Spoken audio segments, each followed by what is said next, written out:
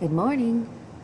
We're returning to our story of wonder, and we're at the part where it's the first day of school is over, and Augie is being put to bed. And at first it was by his dad, and it's switching to his mother, who's going to finish putting him to bed. Mom and Dad had always taken turns putting me to bed. I know it was a little babyish of me to still need them to do that, but that's just how it was with us. "Will you check in on Via?" Mom said to Dad as she lay down next to me. He stopped by the door and turned around. "What's wrong with Via?" "Nothing," said Mom, shrugging. At least that she would tell me, but first day of high school and all that. Said Dad, and he pointed his finger at me and winked. "It's always something with you kids, isn't it?" he said. "Never a dull moment," said Mom. "Never a dull moment," Dad repeated. "Good night, guys." As soon as he closed the door, Mom pulled the book she'd been reading to me for the last couple weeks. I was relieved because I really was afraid she'd want to talk. And I just didn't feel like doing that. But Mom didn't seem to want to talk either. She just flipped through the pages until she got to where we had left off. We were about halfway through The Hobbit. Oh, one of my favorite books. I love The Hobbit.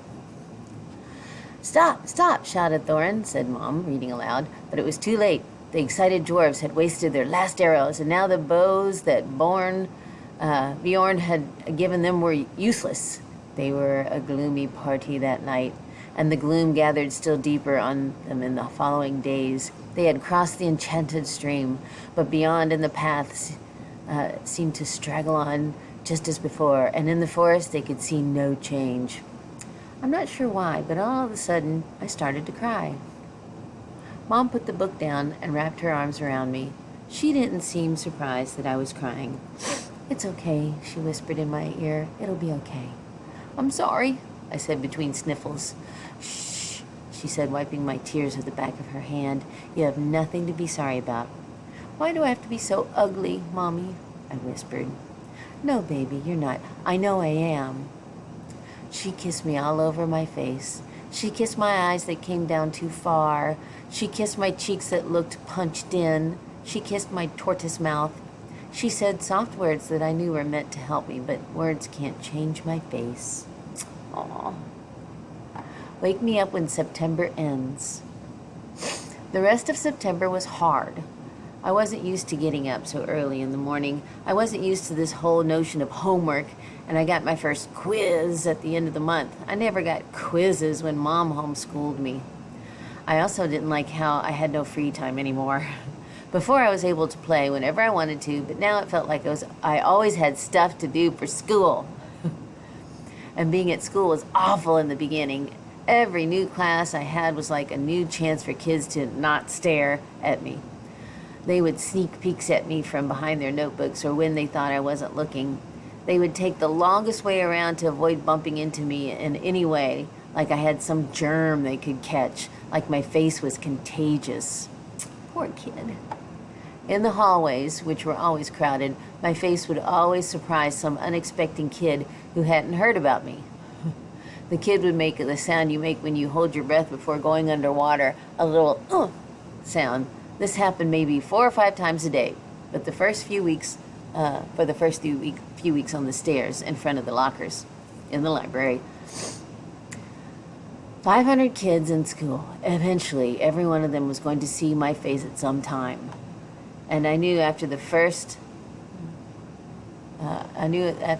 couple of days that word had gotten around about me, because every once in a while I'd catch a kid elbowing his friend as they passed me, or talking behind their backs as I walked by them. I can only imagine what they were saying about me. Actually, I prefer not to even imagine it. I'm not saying they were doing any of these things to be mean in any way. By the way, not once did any kid laugh or make noises or do anything like that. They were just being normal, dumb kids. I know that. I kind of wanted to tell them that, like, it's okay. I know I'm weird looking. Take a look. I don't bite. Hey, the truth is, if a Wookiee started going to school all of a sudden, I'd be curious. I'd probably stare a bit. And if I was walking with Jack or Summer, I'd probably whisper to them, "Hey, there's the Wookiee." And if the Wookiee caught me saying that, he'd know I wasn't trying to be mean. I was just pointing out the fact that he's a Wookiee. It took about 1 week for the kids in my class to get used to my face.